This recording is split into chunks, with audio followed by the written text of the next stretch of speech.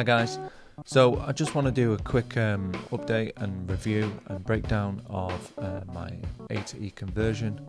So I had the 2-box Drumit 5 module Mark 1 and I've converted to a Pearl Rhythm Traveller drum kit using Jobeky Triggers.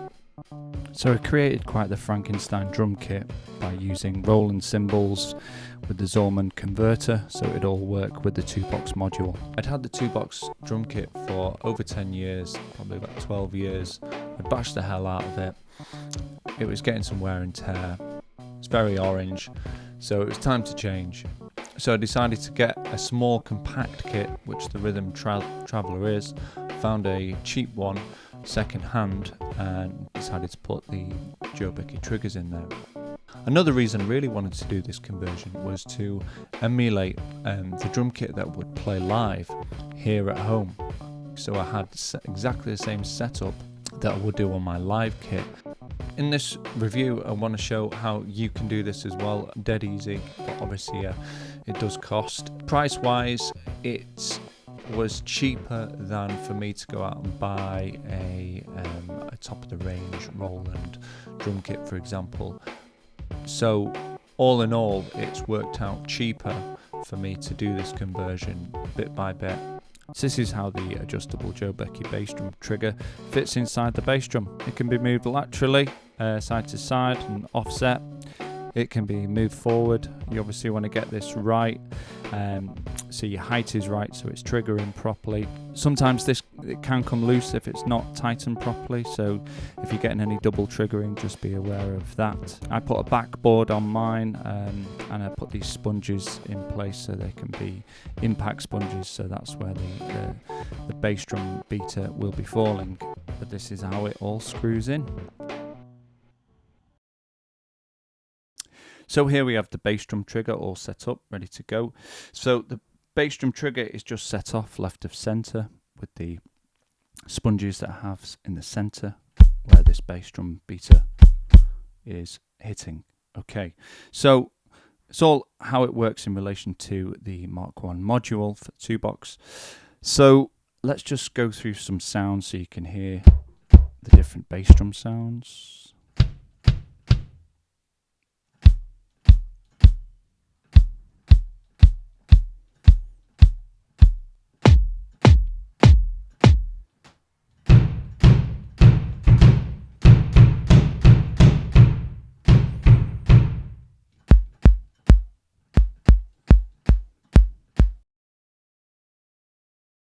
Obviously, with any triggers that you use, regardless of brand or anything, you're going to have to dial it in on whichever module you have. So obviously there are many factors involved here. So there's, the volume control, which you're going to have to mess with, the pitch of it, the attack, the hold, the decay, which you find on this Mark 1 module, the lows, the mids, the highs. But then with regards to how it triggers, the settings I'm finding that work the best with this Jobeky trigger with the Mark 1 module combination is that having the gain quite high, having the threshold quite high as well, go up to 39, but also setting the curve at line 2 as well. So if I take it beyond that, it just starts to distort and doesn't sound very good. So if I take it down into the negatives, it's just almost inaudible. So 2-box generally recommend with their own triggers to set it at normal, but I'm finding with these Jobeky ones setting it line 1, line 2, so getting a bit of double. If I go too high on the threshold, I get a bit of double triggering. So if I come down a little bit on the threshold, stay at line 2,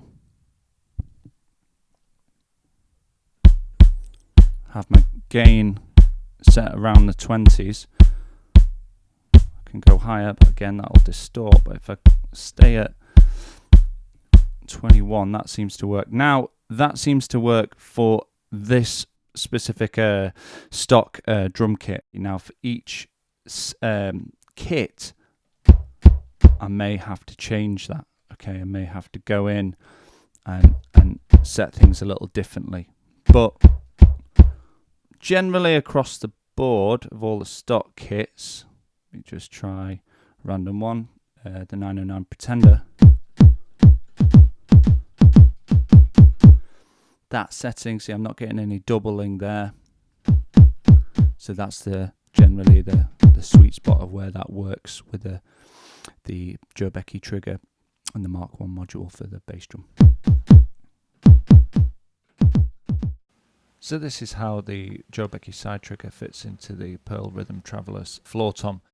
Fits in dead easy, but what I found was the screws for the lugs on the inside weren't quite long enough to fit with these triggers, so I did have to find some different screws that were longer that would fit over the top of the trigger, and then put a washer on as well. So do be aware of that if you are using this combination of the Rhythm Traveler with Jobeky triggers. Make sure you have the trigger just about 2 or 3 mil above the bearing edge on the rim, just because if it's any lower than that, it just won't trigger properly. So the Pearl Rhythm Traveler comes with a 13x5 snare drum, but I changed it out for this 14x5 snare drum, just because, as I say, I wanted to replicate exactly the sizes of my live kit. This is how the adjustable snare drum trigger fits into the snare drum. Obviously, make sure you get that height correct of the trigger on the rim. This is how the piezo fits in. The screws I had to change out because they were too short, so I had to put different screws into the lug so it would all fit. Got that height right, and this is how it works. Jobeky 3-ply mesh heads all come with the rubber to go around the rim that fits on nice and easy. So let's just check and have a listen to some of the sensitivity of the trigger. So some really shallow, small hits.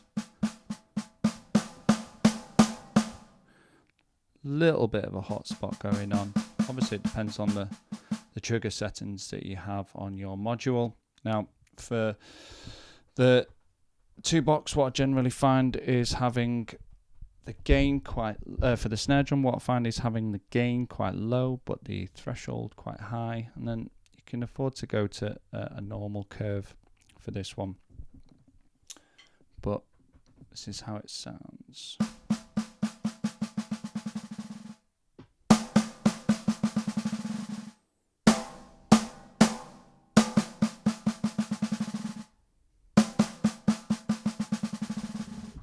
Similar on the floor tom.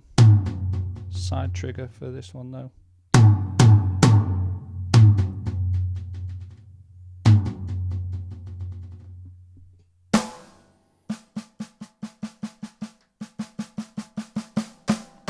Obviously there's not much positional sensing on the 2-box module, but you can't really get much of the rim sound, but you do get some of the dynamics.